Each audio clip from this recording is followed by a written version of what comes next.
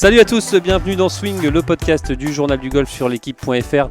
Cette semaine, nous allons parler de l'US Open et de ces Français qui réussissent dans l'épreuve. Et pour animer avec moi cette émission, Arnaud Thious et Grégoire Chubb du journal du golf. Salut messieurs. Salut Jean-Philippe. Alors on le disait, ces Français qui réussissent et qui ont réussi à l'US Open pas plus tard que la semaine dernière avec Céline Boutier qui a terminé à une superbe 5e place. Elle a même été en tête, Céline. Ouais, superbe mais décevante 5e place. Superbe mais décevante, mais c'était, on le rappelle, la première fois qu'elle était en dernière partie d'un tournoi majeur. C'était son 2e US Open. Elle avait raté le cut la fois d'avant. Là, elle termine 5e. Céline, eh bien, je vous propose tout de suite de débriefer cette semaine avec Céline Boutier que nous allons appeler tout de suite. Céline, bonjour. Bonjour. Alors, on en parlait, vous avez terminé 5e du dernier US Open. Vous avez été en tête un moment, c'est forcément une déception, cette 5e place. Est-ce que vous l'avez digérée depuis ? Oui, je crois que ça va un peu mieux. C'est vrai que ça m'a pris un petit peu de temps pour digérer tout ça, parce que j'étais quand même déçue pendant un moment, mais c'est bon, je commence quand même à réaliser ce que j'ai fait et que honnêtement, j'ai pas pu me reprocher grand-chose. Je peux juste dire, j'ai vraiment donné ce que j'avais, et puis j'ai quand même très bien joué toute la semaine. Donc ça reste quand même une bonne semaine. Est-ce qu'on se refait le film un peu de cette dernière journée quelques jours après ? Est-ce qu'on se dit ah tiens, là j'aurais pu faire mieux ? Est-ce que c'est dur de pas justement y repenser tout le temps là en ce moment ? C'est vrai que les 2 derniers jours, j'étais vraiment beaucoup trop négative sur la semaine, mais je pense pas que ça m'aide forcément, et j'essaie juste d'en tirer le maximum de la semaine et d'essayer d'apprendre pour que ça me serve pour le futur surtout. C'est pas difficile justement de pas gamberger à la limite comme après un mauvais coup, de repartir vers l'avant et de dire voilà, de retourner au boulot. C'est pas compliqué de tout de suite réenchaîner ? Si, c'est difficile, mais heureusement j'avais décidé de prendre une semaine off après l'US Open, donc je joue pas cette semaine, ce qui est pas mal pour moi. Et non, mais c'est vrai que là les 3 derniers jours j'avais juste envie de rien faire et pas du tout de me remettre à bosser, mais bon, là ça va, je commence à refaire surface et à me focaliser sur le reste de la saison, parce qu'il reste encore pas mal de tournois. Vous en avez parlé justement avec votre coach Cameron McCormick de cette semaine. Il y a des débriefs qui sont faits tout de suite ou comment ça se passe après un tournoi comme ça ? Pas vraiment. Après, c'est vrai que c'était encore un peu trop frais pour moi pour vraiment en parler sans être trop émotive, et du coup j'ai préféré ne pas l'aborder tout de suite. Je pense à attendre encore quelques jours pour pouvoir vraiment avoir un point de vue plus objectif et essayer d'en tirer le plus possible. Parce qu'on vous sent quand même encore un peu touché par cette contre-performance, même si c'est une belle 5e place. Vous avez encore un peu, on sent un peu d'émotion quand même dans votre voix. Oui, c'est vrai que c'était vraiment dur pour moi, surtout le soir et le lendemain du 2e tour, parce que c'est vrai que c'était vraiment quelque chose qui me tenait vraiment à cœur. Je voulais vraiment gagner ce tournoi et je pense vraiment en avoir été capable de le gagner. Ce qui est dur, c'est que j'avais vraiment l'impression pas de le donner, mais vraiment de pas avoir fait autant que je pensais que je pouvais le faire. En fait, c'est un peu difficile à décrire. Mais... Alors on est toujours avec Céline Boutier, on le rappelle, qui a terminé 5e du dernier US Open féminin. Arnaud, vous avez une question pour Céline ? Oui, je veux revenir sur ce que vous venez de dire là. Pourquoi vous avez l'impression de ne pas avoir tout donné ? Vous étiez encore à un coup de la tête au dernier trou. Qu'est-ce qui vous semble qui vous a manqué pour finir encore mieux et pourquoi pas gagner ? C'est pas que j'ai pas tout donné, mais en fait j'ai l'impression d'avoir gâché des points, notamment au putting tout au long de la journée, puisque je me prends 3 putts au 1, 3 putts au 3, 16 je rate moins d'1 mètre pour birdie, et au 18 voilà quoi, je me prends un double. Donc j'ai vraiment l'impression d'avoir un peu gâché des points comme ça. C'est pas le fait que j'ai pas tout donné, parce que je pense que j'ai vraiment fait du mieux que je pouvais à ce moment-là. Mais c'est vrai que c'est des semaines vraiment assez crevantes Émotionnellement. émo- ouais, assez difficile. Donc je pense que aussi à la fin j'avais pas non plus beaucoup d'énergie qui me restait. Et justement, le fait de se retrouver en dernière partie d'un tournoi comme l'US Open, pour la première fois, ça change vraiment d'autres tournois. Racontez-nous un peu vous avez eu de la pression, vous avez senti de l'adrénaline, comment ça s'est passé? J'ai pas vraiment senti beaucoup de pression jusqu'au vraiment la veille du dernier tour.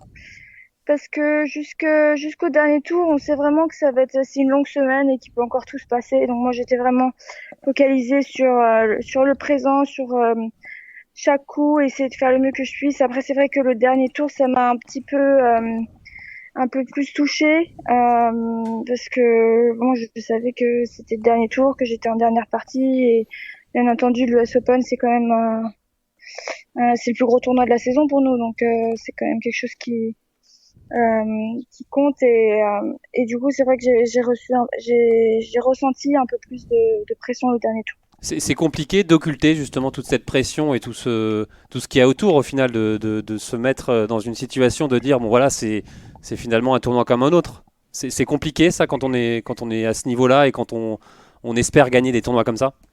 Oui, c'est quand même difficile parce que c'est vrai qu'on veut toujours être dans cette position, mais quand ça nous arrive, on peut jamais vraiment se préparer. C'est-à-dire que c'est une sorte de pression que on peut pas vraiment répliquer à l'entraînement ou quoi que ce soit. Il faut vraiment l'expérimenter en fait. Et ça vraiment, ça arrive sur le coup et c'est pour ça que j'espère que ça me servira pour le futur. Parce que c'est vrai que c'est aussi la première fois que j'étais dans cette situation dans un majeur. Donc après, je pense que je l'ai très bien géré le troisième jour et puis le quatrième jour un peu moins bien, mais bon, c'est des choses qui arrivent aussi. Arnaud.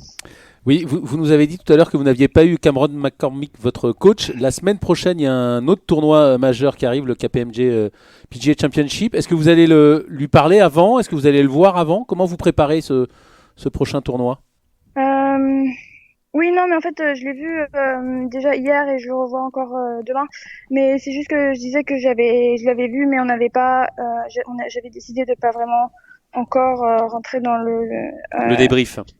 dans le débrief de la semaine dernière parce que c'était encore trop frais pour moi et je me sentais pas encore prête à y parler objectivement. Après, je sais pas si quand je vais le revoir, ça sera mieux. Je pense que ce sera mieux, mais bon, honnêtement, j'espère juste arriver à me refocaliser sur les prochains tournois et essayer de me servir de ce qui m'est arrivé en motivation plus pour le futur. Alors justement là, qu'est-ce que vous travaillez en ce moment quand on va vous enchaîner comme ça les tournois? C'est quoi le travail du moment là avec votre coach? Honnêtement, rien de majeur parce que j'ai quand même très bien joué. Je veux dire, mon swing est en place. J'ai très bien pété jusqu'au dernier tour, mais c'était plus dû à la pression, je pense. Et mon petit jeu était aussi bien, donc je pense qu'il faut juste que je continue dans la même direction. Après, il y avait vraiment rien de vraiment flagrant et beaucoup moins bien que le reste. Donc, j'essaie honnêtement de continuer à faire à ce que je fais là. Arnaud?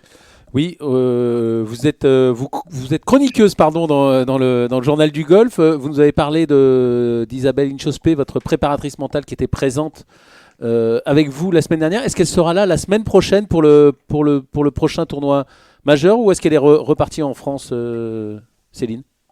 Non, elle est repartie en France et je crois qu'elle va venir à Evian. D'accord. Et vous allez l'appeler? Comment ça se passe avec elle pendant le tournoi?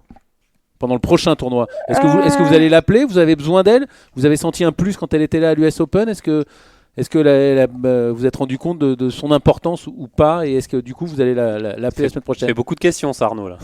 Bah, c'est un peu la même.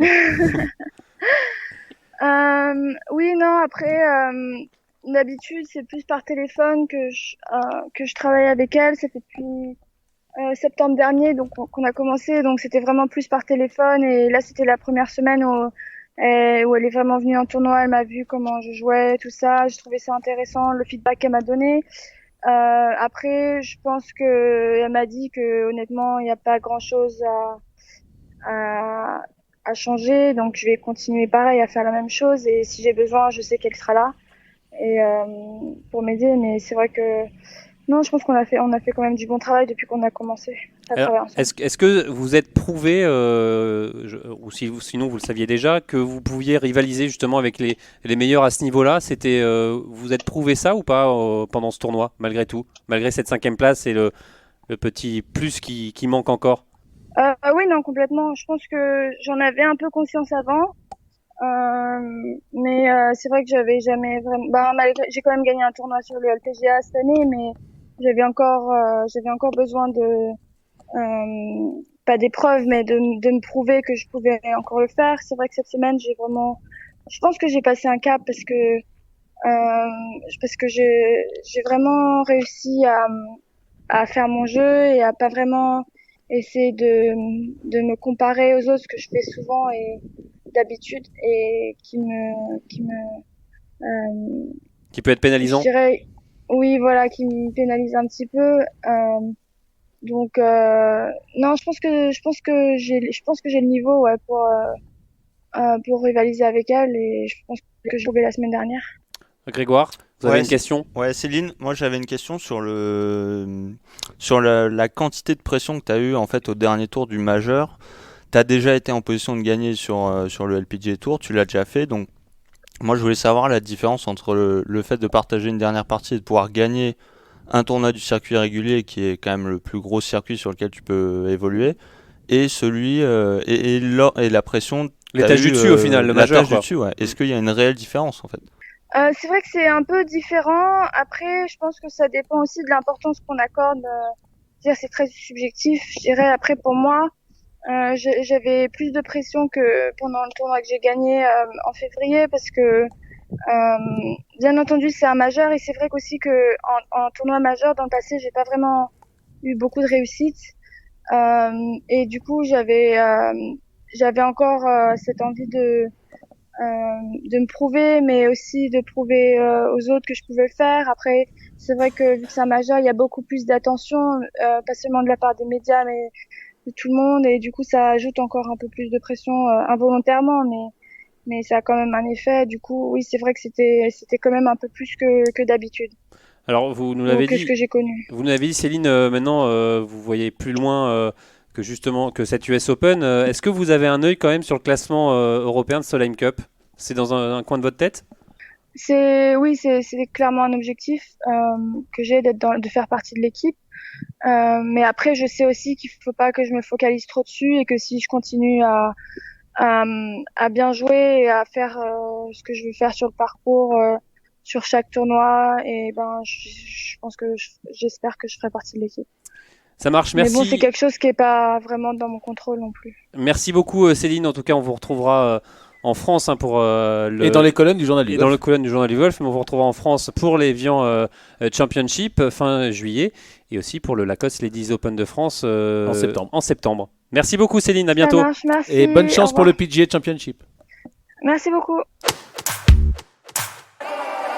Allez messieurs, on poursuit notre sujet sur l'US Open en parlant maintenant évidemment des hommes. Hein. C'est la semaine prochaine l'US Open masculin qui se déroule du côté de Pebble Beach. Et forcément quand on évoque Pebble Beach, messieurs, ça nous évoque un bon souvenir. Il y a 9 ans tout juste, Grégory Avray terminé deuxième de cette US Open. Forcément un souvenir qu'on a tous en mémoire, Arnaud. Bah ouais, parce que des deuxièmes places à l'US Open, il n'y en a pas eu beaucoup. Déjà des deuxièmes places en major, il n'y en a pas eu beaucoup, mais Non, à il y en a l'US pas eu Open, beaucoup. Bah, il y en a eu qu'une, c'est celle-là. Et en plus, encore une fois, vous le racontez longuement, enfin Grégory le raconte après votre interview longuement dans les colonnes du journal du golf, mais en plus en dernière partie il était avec Tiger Woods, donc voilà, il y a tout pour que ce soit un des plus grands moments de l'histoire du golf français, même si on aurait voulu qu'il termine avec un coup de moins, et voire deux, et une place devant.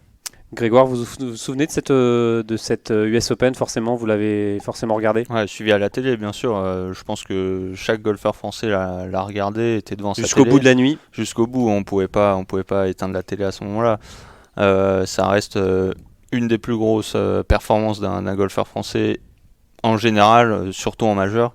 Avec Thomas Levé avec qui Thomas avait... Levé qui a fait playoff au British et Jean Jean Van Van de Velde également. Alors mais c'est vrai que Mais- Grégory Avray l'évoquait, c'est quelque chose, être deuxième d'un British Open. Voilà, il l'évoquait, si des Français, il y en a souvent au British Open. Ouais, au deuxième, il n'y en a pas eu beaucoup. Non, mais voilà, mais ça peut arriver plus souvent que voilà, jouer chez eux, chez les Américains, un US Open. Bah, déjà, il faut se qualifier. À Pebble Beach, déjà, Ouais, il faut se déjà, qualifier. il faut se Ah qualifier. bah, il y a moins de Français qui ont joué l'US Open que le British, ça c'est que le sûr. British, ouais, c'est sûr. Donc, Et puis je vous ai coupé, excusez-moi. mais il n'y a pas de souci. Mais en plus, je pense que la tâche a été encore plus incroyable, j'ai envie de dire, parce qu'il a partagé La dramaturgie, son avant-dernière partie Qu'est-ce que vous parlez bien, Jean-Philippe? avec Tiger Woods. En plus, il l'a battu. Il a passé une super partie. Enfin, il raconte tout ça dans les colonnes du journal, mais vraiment, ça a été une semaine incroyable pour le golf français. Et c'est vrai qu'on est un poil déçu, je pense pas autant que lui, de Surtout faire un coup de trop. Mais... On n'a pas trop parlé dans le journal du golf, évidemment, c'était il y a 9 ans, mais il y avait Dustin Johnson qui était en tête et qui, ce jour-là, le dernier jour, il fait 4. Il avait 6 coups d'avance sur Grégory Avray.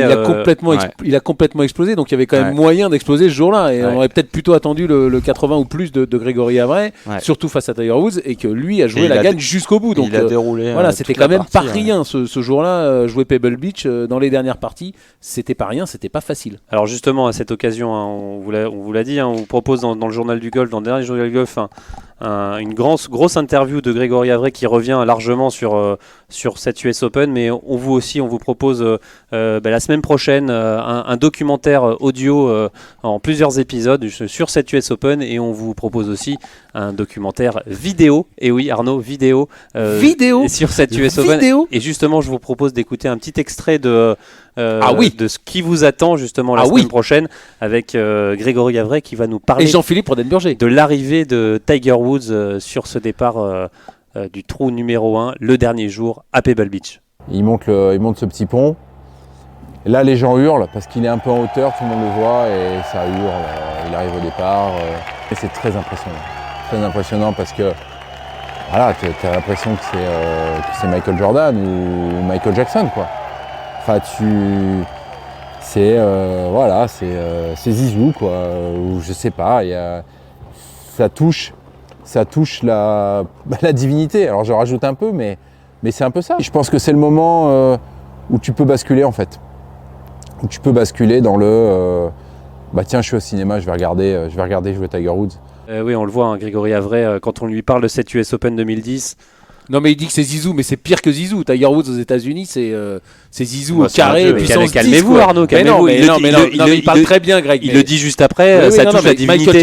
Michael Jackson ou Jordan, oui. En France, Zizou touche la divinité. On ne peut rien dire sur Zidane. Zidane est intouchable, ça touche la divinité. Bon, d'accord. Bon, on va pas se battre là-dessus, mais enfin bon, c'est quand même largement au-dessus de Zizou. Oui, en tout cas. J'adore Zizou. En tout cas, on le dit, hein, quand on parle du US Open 2010 en particulier à Grégory Avray, hein, on peut l'entendre parler pendant des heures. Évidemment, il se souvient de tous ses coups, hein, de tous les coups qu'il a tapés ce dernier jour. Il va nous parler justement du départ du 1. Pour lui, c'est le coup le plus dur de sa carrière. C'est le coup le plus dur de ma carrière. Je sais pas ce que je vais faire, en fait. Je sais pas où la balle va partir. Je mets la balle sur le tee. Déjà, c'est pas si facile de la mettre sur le tee. Les jambes tremblent. Les jambes tremblent. Voilà, c'est un hybride. Ok, c'est parti. Et j'essaie de faire à fond ma routine pour me focaliser là-dessus et éviter de me focaliser. Ouais. Le fait de te concentrer sur une chose va éviter de penser à autre chose. Donc après, ça va, hein, mais c'est évidemment spécial. Voilà, je mets bien ma routine en place. Je fais mes 2 swings d'essai, mes drills. Je me mets à l'adresse. Voilà, c'est parti. Et vraiment d'avoir tapé un bon tee shot. Vraiment un tee shot parfait, très bien pris au milieu du club. Exactement là où je voulais. Ça m'a énormément aidé parce que si tu loupes le premier coup, que tu reloupes le deuxième, que tu fais bogey, que tu fais pas un très bon drive aux 2 machin, c'est dur de casser cette spirale. Très très dur. Vous avez remarqué, Arnaud, la description de ce t-shot du départ du 1 il s'en souvient comme si c'était hier. On dirait vous à Fontainebleau, là, frissonnant, vous savez pas ce que vous allez faire. Non, mais c'est ce qu'on disait tout à l'heure avec hybride, C'est ce qu'on disait tout à l'heure. Ça peut m'arriver. C'est ce qu'on disait tout à l'heure à propos de Dustin Johnson. C'est sûr qu'une partie de golf, Grégoire le sait beaucoup mieux que nous. Ça peut partir dans n'importe quelle direction. C'est ce qui est arrivé à Dustin Johnson ce jour-là. Il a pris le bouillon d'entrée et il s'en est jamais remis. Et c'est sûr qu'un parcours de golf, ça commence dès le trou numéro 1. Un petit peu à Céline Boutier aussi, on peut faire le parallèle à... Ouais, mais elle a fait le double, elle s'en est remis. Mais sortie. voilà, c'est le plus dur, encore une fois, mais pour tout le monde, c'est le premier coup. Et tout Tiger Woods qu'il est, il en a raté un paquet des premiers coups dans les majeurs.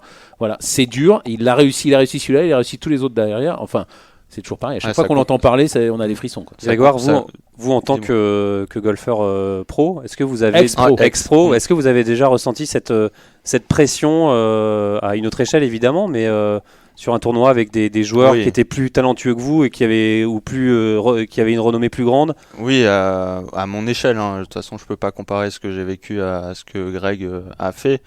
Mais oui, je pense qu'on l'a tous ressenti à notre échelle en compétition. C'est-à-dire que on plante le tee et il y a des moments où on sait même pas comment faire pour envoyer la balle assez droit, quoi. C'est assez difficile à décrire, mais il y a quelque chose une perte de contrôle, c'est une perte de contrôle totale, quasiment. Vous savez même pas ce qui vous traverse et pourtant la balle elle est là et il faut la taper et c'est vrai que ça conditionne une grande partie de votre journée. Ouais. Et justement, Grégory évoquait aussi souvent, il pouvait le comparer un peu, même s'il n'a pas joué un départ de Ryder Cup. C'est ce que j'allais dire. Ouais. Tous les joueurs de Ryder Cup le disent, ils ont du mal à mettre la balle sur le tee, ils savent pas où la balle va partir, c'est compliqué pour tout le monde. Moi j'avais parlé avec Guy Drut, qui est pas un grand golfeur, mais qui a quand même fait 2 finales olympiques, une médaille d'argent et une médaille d'or en 110 mètres haies. En 110 mètres haies, et il me disait que le premier coup d'un parcours de golf, surtout s'il y avait un peu de spectateurs, tout Guy Drut qu'il était, c'était aussi dur qu'une finale de 110 mètres haies. C'est pas étonnant de voir un grand nombre de premiers coups de Ryder Cup ratés en fait, mais ça nous rassure quelque part.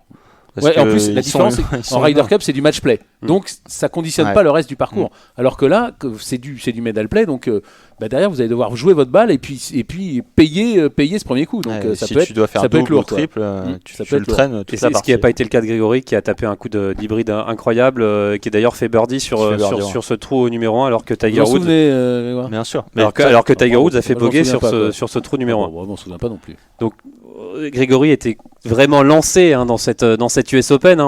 Cette journée, elle aurait pu être mémorable. Elle est mémorable. C'est surtout sur le dernier trou qu'elle aurait pu être encore plus mémorable. Jusque-là, en plus, moi, en revanche, je me souviens, c'est sur le par 5, c'est le 14, là où il rentre un peu de n'importe où en descente. Enfin, si la balle prend pas le trou, il prend 3 putts. Je crois que vous confondez avec le chip qui rentre le jour d'avant au 14. Vous êtes sûr? Oui, qui file à des kilomètres et qui après rentre dans le trou.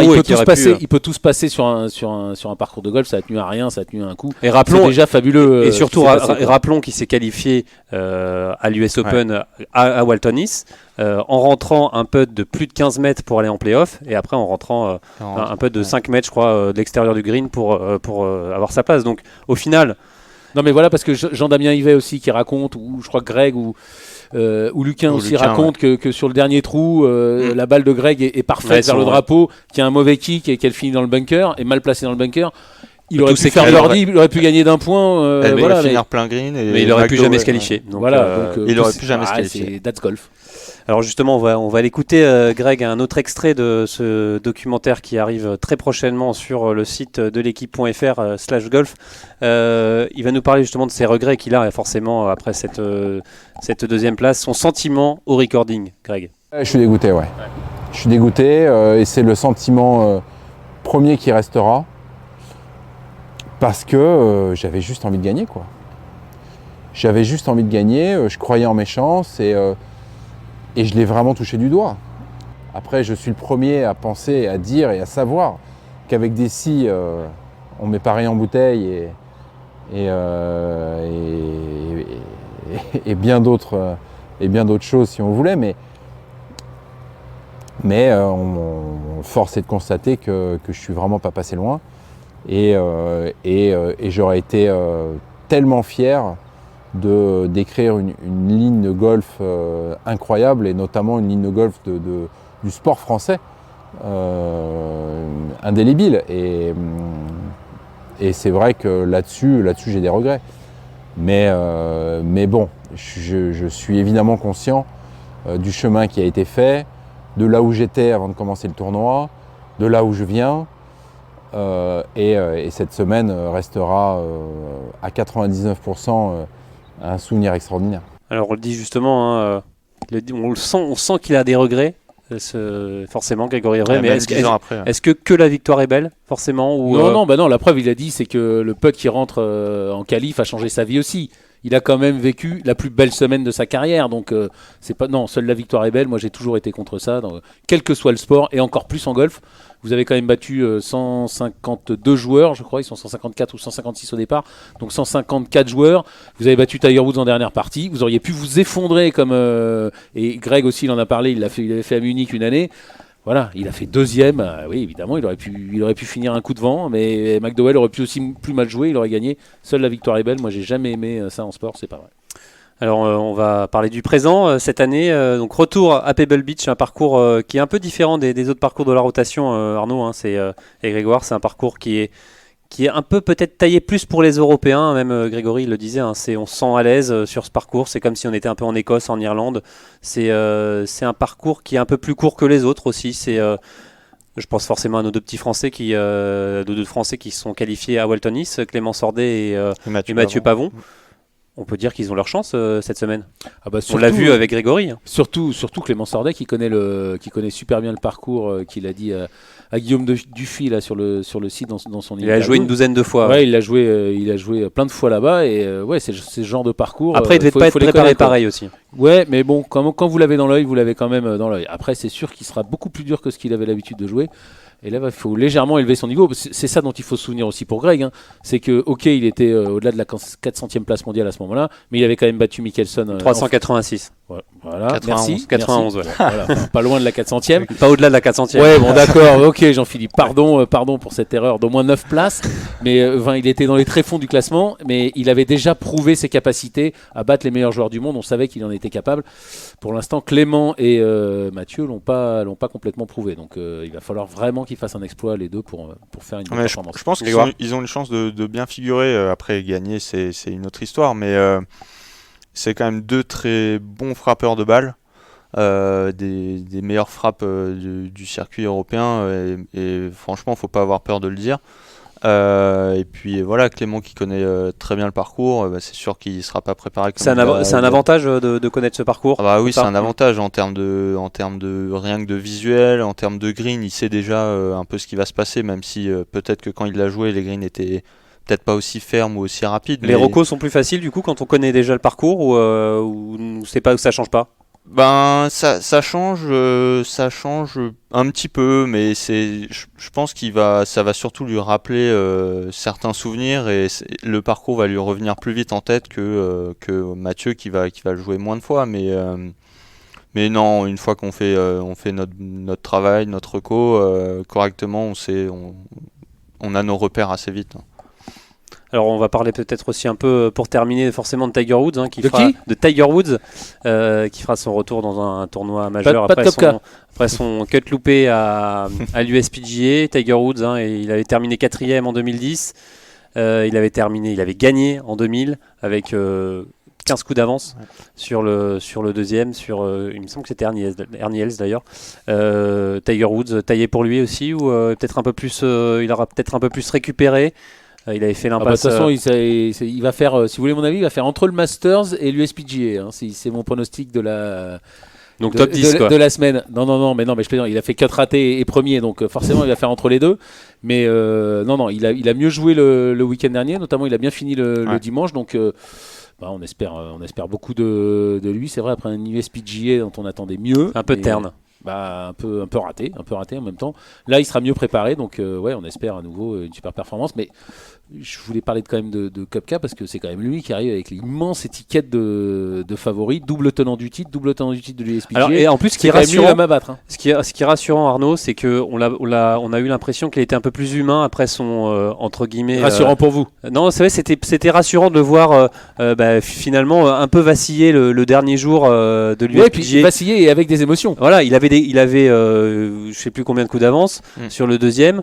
L'écart se réduisait, se réduisait au fur et à mesure, et on a vraiment vu, moi j'ai vraiment vu un Koepka qui rentre son putt avec de l'émotion, avec de la rage, et ça, c'est plutôt rassurant. Ouais, et puis c'est ce qu'on veut en golf. Ouais, c'est ce qu'on veut en exactement. golf. Ce qu'on veut, c'est des émotions. Voilà, avoir un vainqueur froid avec 6 coups d'avance, ça n'intéresse personne. On change de chaîne. Et Surtout on lors d'un regarde autre majeur. chose. Ouais. Eh bien écoutez messieurs, affaire à suivre, hein. On se retrouve la semaine prochaine justement pour parler de cette US Open à Pebble Beach. C'est la fin de cette émission, merci de l'avoir suivi, merci à Rémi Rivière à la technique, et à la semaine prochaine, salut. Bye bye. Salut.